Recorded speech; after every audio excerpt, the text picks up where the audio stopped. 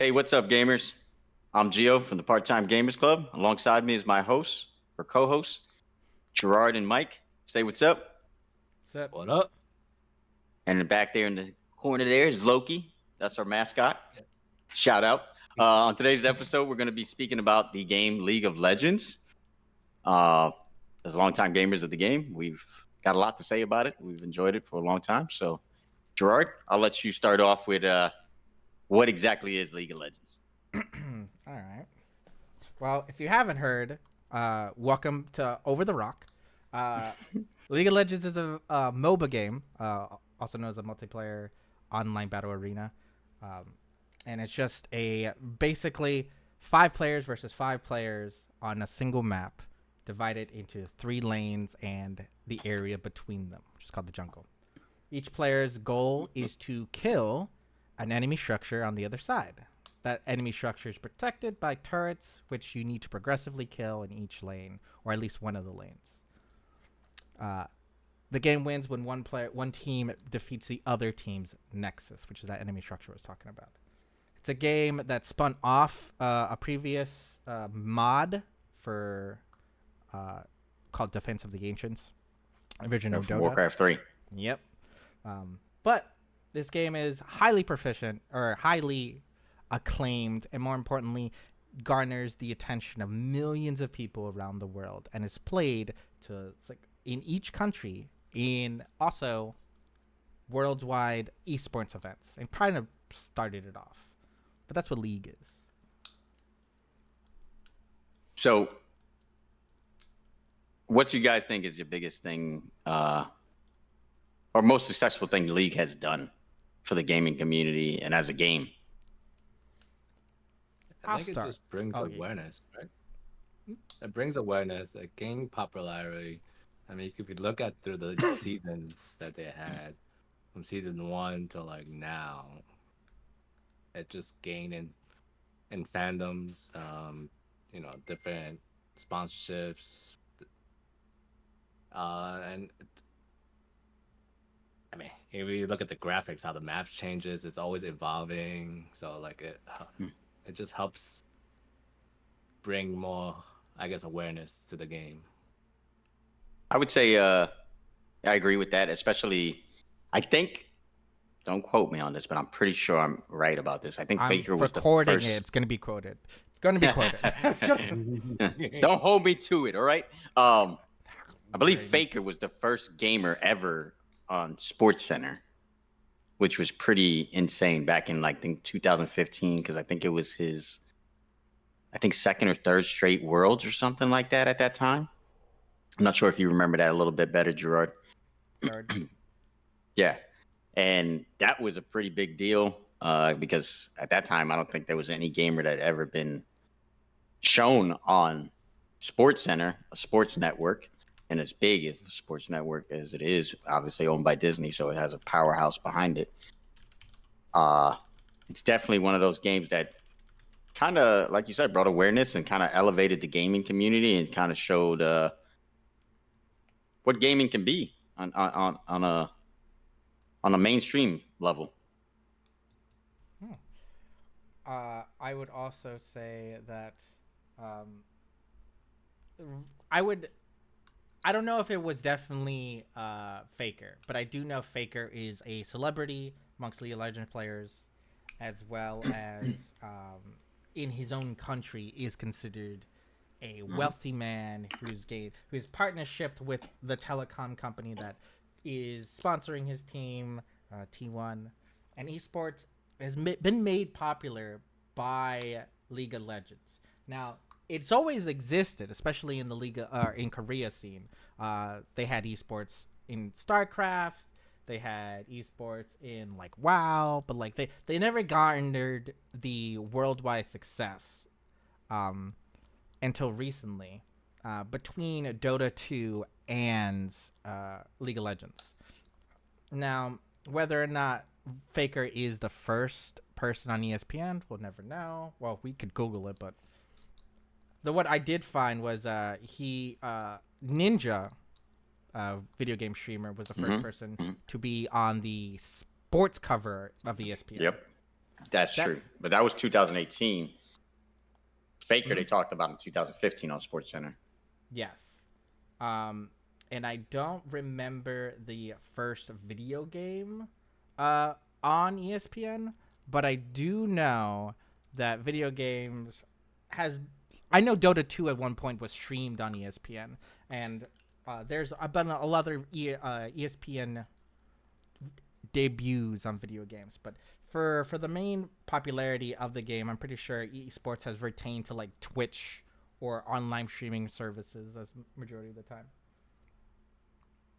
And Ninja's more known for the first-person shooter games. Am I correct? Yeah, like Fortnite's where he became popular, right? Mm-hmm. Him and Shroud, FPS players, highly viewed streamers on Twitch platform, and they garnered they get a lot of views even to this day. Mm-hmm. They make millions of dollars just because of their FPS talents.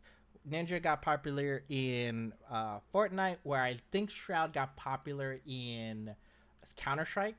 I could be wrong on that, but I think it's Counter-Strike.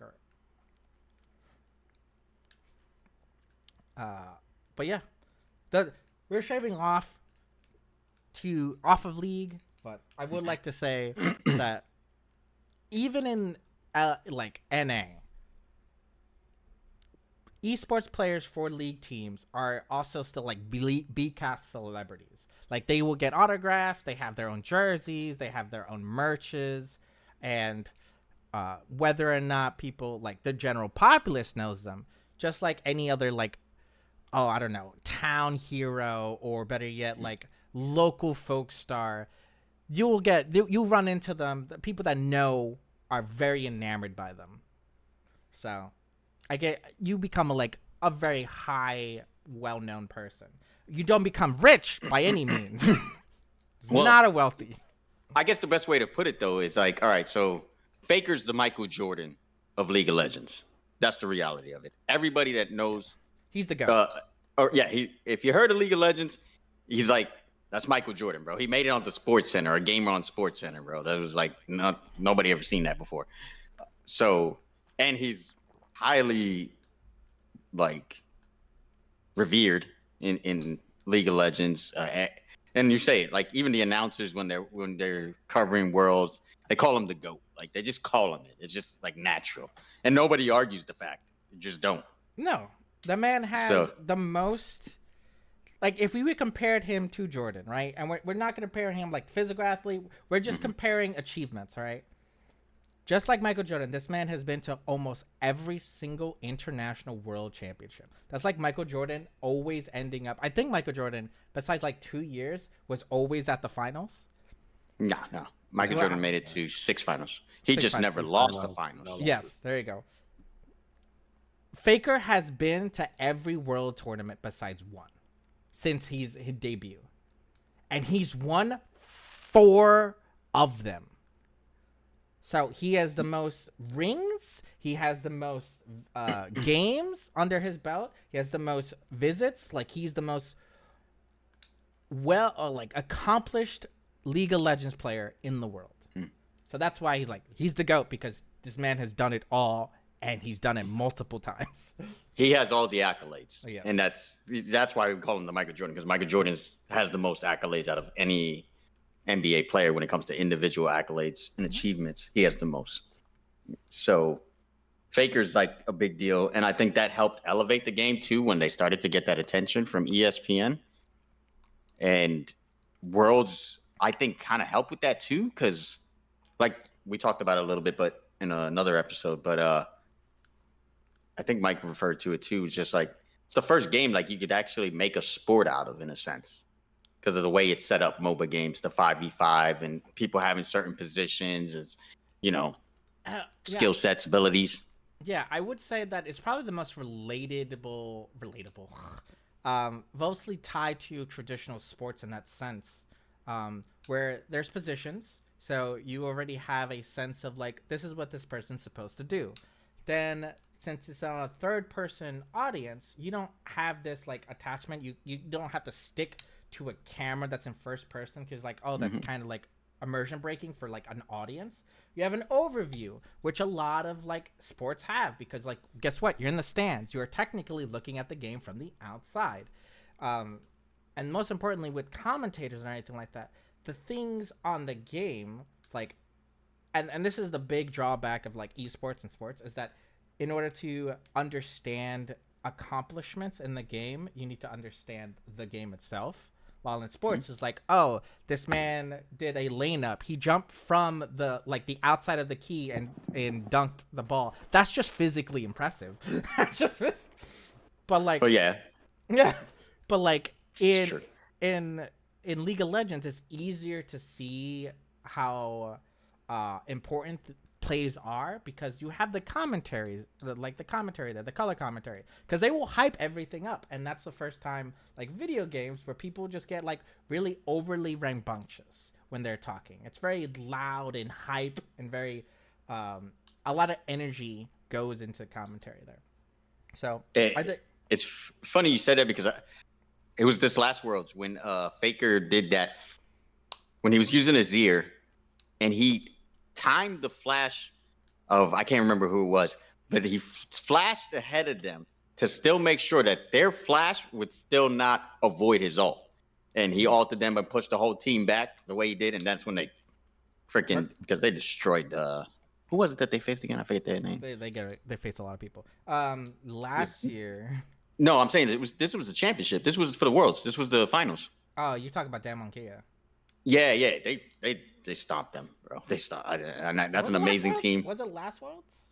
Because I don't think they won last Worlds. I think last Worlds. Yeah, they won. Yeah, Faker won. Yeah, Faker won last Worlds. T1 won.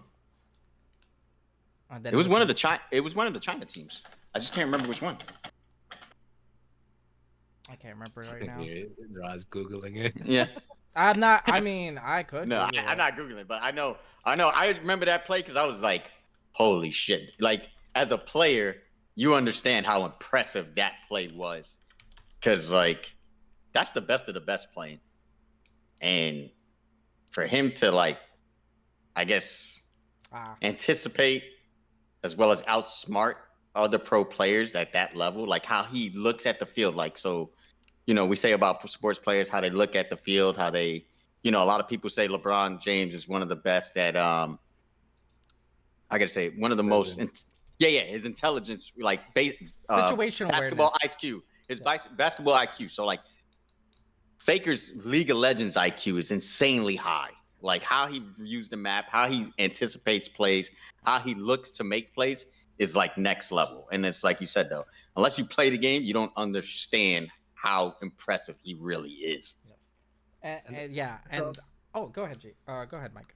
I don't want to. So that's why this brings to why, like, you know, League has become so popular, and one of the reasons why sometimes it can be just when you look at that, watch Worlds, you know, become huge, and it's also things that, you know, it makes you want to play the game even more. Like, yes, I could watch a football game and play football, but you know what? I'm not that physical. nah. I'm getting too old for that. So, you know, the next best thing is League, right? Yeah. That's the best part about esports. So the next best thing is League. Yeah, not baseball, not flag football, not capture the flag. It's immediately League. He said, "I don't want to pull a hammy." But that's the best part about like esports, in my opinion, is because the transition between I get to watch the game and I get to play the game is non-existent, basically. Because if you watch a football, let's say you watch a Super Bowl, and you're like, oh damn, that was a really good Super Bowl. I'll wait until tomorrow before I can play football, and by that time my motivation is gone. Because Super Bowl happens on a Sunday, so everyone's working on Monday. Anyway. But you know they're planning to change it to, I think they're planning to do it every President's Day weekend. I think that's what's the holiday. They're planning to do that, I think. So everybody has off Mondays, or most people have off work from Monday. I don't know if you heard about that. I heard about that literally the other day. That the NFL is looking to push, because they're looking to add another game to the regular season. So I was like, that'd be pretty cool. They're trying to push it to fit it in.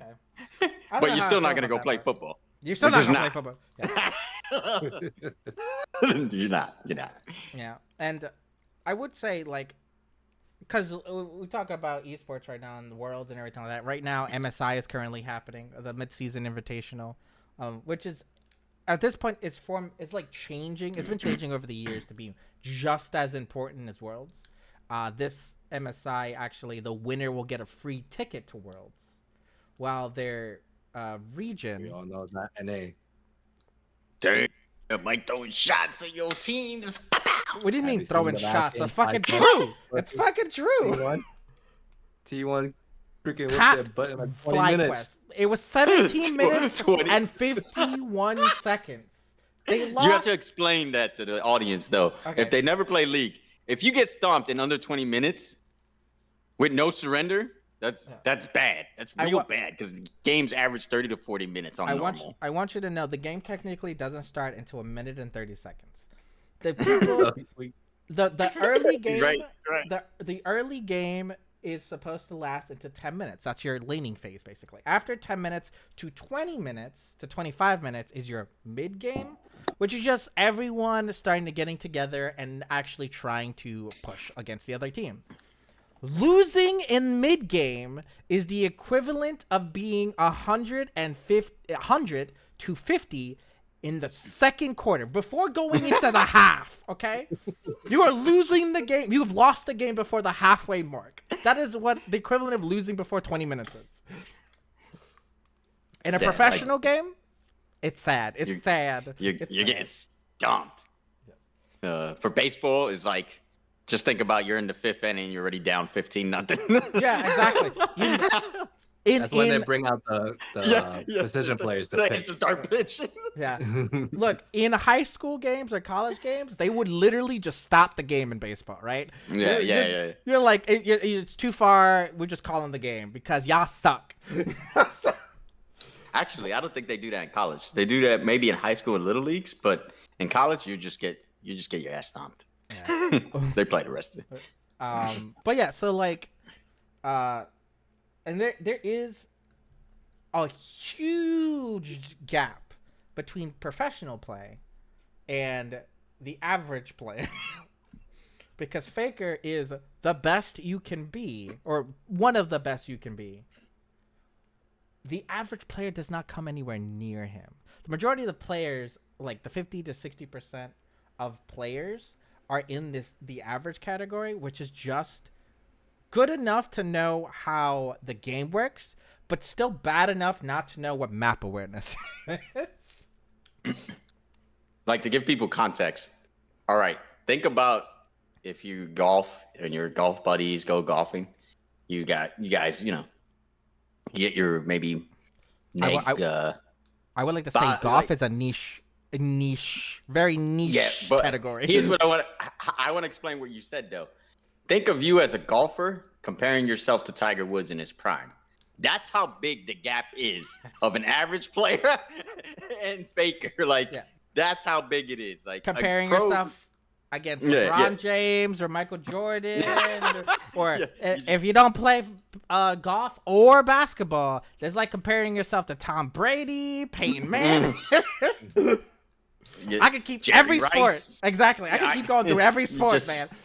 Wayne Gretzky, because technically Wayne Gretzky's like, his achievements are still insane for the sport of hockey. So that's just to give you an idea of how big of a gap it is. Oh, baseball? Derek Jeter. I would say more. You could go. I don't know about Babe Ruth.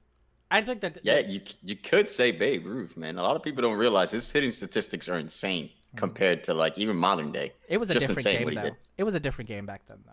Baseball. You could say that about even any sport, even League. How League played and how much different it is from season 3 and 4 when we really started going in the game to what it is now. It's a much different game. And it's definitely gotten more complex. And you can even say it takes more skill now than back then because of how they make the characters now and their skill sets and stuff like that, their abilities. They challenge you more to be like to play certain characters. You got to be really skilled with some of these characters. Yeah. I would say like this would probably be the final point for the video or for the podcast is I started before you two play. I don't know about Mike playing League. You played Dota before League. You played Dota or League once, and then you didn't like it, so you switched back to Dota. Yeah, he got into League when he heard we were playing. When I heard I was playing with you, and he's like, "Sure, I'll try it again." So I started a long time ago, like before they implemented seasons, but I didn't really actively get into it until like season 1. Mm-hmm. That's when I introduced you, like I think a few years later, maybe. But then this is how long we've been playing. Okay, it is season about to be 12. It's season 11 right now, or I think approximately. It's they just passed season 10. I might be wrong on the season counts, but I know it's high. It's got to be higher than that, bro. Because we started season 3. 14. Season 3 was 2012. It's 13. The season is 13. Oh, season 13. We're about to go into season. We're in season 14 right now, right? Oh yeah, no, time frame sector. Oh yeah, no, we're in 14 now. Yep. Yeah, we're in 14. It's been years since we played this game. All right, I want that to be known. We're still not the best in the game, nowhere near professional level. Yeah, Mike, speak for yourself. All right, you tell me honestly. I'm a proud gold player. Basically, but like we've been playing this game a majority of our lives, and not all of it have we enjoyed the game. Sometimes we just act like we've taken hiatuses from the game and things like that. But the thing is, League of Legends has, for I don't want to call it this, but it's been Mr. Reliable, aka I know if I want to play a new game, I can, and I can always come back to League. It ain't going anywhere. So I do think Mike could say that about World of Warcraft too, though, because World of Warcraft's been around even longer than that. And yeah. I was the one that originally started World of Warcraft, so like it's kind of crazy because we talked about this on the one episode, that how crazy these games are lasting now. And I think that element that it has, and I credit that to League too, and I guess you got to credit it to some of it to World of Warcraft too, but just that it's just a game that you can go back to, and it's there. It's like you said, Mr. Reliable in a sense, and it's still evolving. That's the great thing about it. It's evolving every season we come back. Even when I took a 4-year hiatus and I came back 4 years later, yeah, I was a little rusty, obviously, but it felt normal to me playing again. It just felt normal. The game is different, but it's still like riding a bike. If you know like the basics of the game and how to play and the mechanics of it, it's not hard to get back into it. You just gotta learn the new champions, learn the new items. Strategy. Like strategy. Yeah, the strategy changes. The game doesn't. The game. But you gotta get your timing back. Timing is important in that game, and like believe it or not, when you like using the skill sets and stuff like that, and certain abilities, getting your aim right again and stuff. There's certain things that when you get back to it, it's a little bit challenging. Yeah, but the mechanics are always there. Like, yes, the timing is going to be like, you need to get better. You need, like, when you come back from a long hiatus, CSing is going to be a problem. Or crit score is going to be a problem because you just need to get your awareness back. And champions are different now because they've either buffed or nerfed certain items or the champion itself. So that's always going to be different. But the rules are never going to change. You know when you load into a League of Legends map, you have to push a lane out and kill the other team's nexus. That's never going to change. No matter how long you've been playing this game, that's never changed. You know what else doesn't change? The toxicity. It's always there. It's always there, baby. And that's how we're going to end this episode. I want to. Oh, God. We're talking about League and we play League. I want to express to the audience what's our favorite role. And then we could just leave it as that. What's our favorite role? Favorite role or the role we play? Because those are going to be two different answers. Your favorite role. Your favorite role that you play. Your favorite champ too. Let's do that. Champ? Okay. Yeah. Champ. Maybe Gerard might have difficulty. I already know my favorite champ. It's Xin Zhao, isn't it? What? No. Okay. It's a little gerbil. I swear to God, if you say Teemo, Teemo. Damn right it's Teemo, bro. Ban him. said every social media account this man has, I need an army at his doorstep saying why he's wrong. Teemo's the greatest. Teemo's the All right, greatest. Gerard, what's your favorite role in champ? Favorite role in champion. My favorite role is mid. My favorite champion is... Actually, I take that back. My favorite role is ADC. But my favorite champion is not an ADC. Favorite champion is Lux. Now... I knew it. Lux... The kill feeling. Lux is unfortunately like my first main, so that's why she's my favorite champion. But like that laugh is so troll. It's like such a troll thing to do, and it tilts so many people, man. It's way too funny. I've been playing her a lot of support lately. What's your favorite champion role? My favorite champ is Teemo, but I would say my favorite role is jungle. Though I haven't been doing it lately because of toxicity in League, and it just gets frustrating because I know as a jungler, you get blamed for everything, no matter what. Obviously, there's some games where you get into some lobbies that go, nah, that wasn't the jungler's fault. You just suck in your lane. You know what I mean? But more often than not, you get blamed as the jungler. Favorite role is jungle. Okay. Yeah. Favorite role. Yeah. Geo can. Yeah. I was just like, let's stop there. All right. I think my we've favorite role is mid. Yeah. Oh, okay. Forget me, the best player out of this whole group. Okay. My favorite player is mid. And my Let it favorite continue. champion We know he's lying. is Diana. Yo, you need Wait. You need What was your favorite champion? Excuse me. Diana. Diana. Oh, Diana. Dirty Diana. Yeah. I haven't seen you play Diana. She plays Diana all the Climbed time. Diana. Yeah. I climbed. I do Diana. like Diana, to be quite honest. Yeah, he climbed to high silver. I have been playing Akali a lot more, but I've been when I That's go a for my college, clutch, okay. what go-to champ is Diana. All right. I think that's everybody, right? Everyone giving their role and everything. I think we've gone on That's long all we enough. got. Yeah, we could just ignore Geo's Teemo pick, favorite champ. It's the best champ. Look, DDoS this man, all right? DDoS this man. If you see him in game, kick him. Report him immediately. And the reason better be Teemo wannabe. All right. All right. Well, that's it for us, guys. If you guys have any comments on your experiences with League, make sure to leave a comment and also like and subscribe. And we are out of here. Appreciate it. Peace. Later. Thank you for watching this episode of the Part-Time Gamers podcast. Be sure to like the video and subscribe to our channel for more content like this. And follow us on our other social platforms on TikTok, Instagram, and Discord. Links for those will be provided in the description. Thank you again. We will see you on the next episode of the podcast. And make sure you make some time for video games. Peace.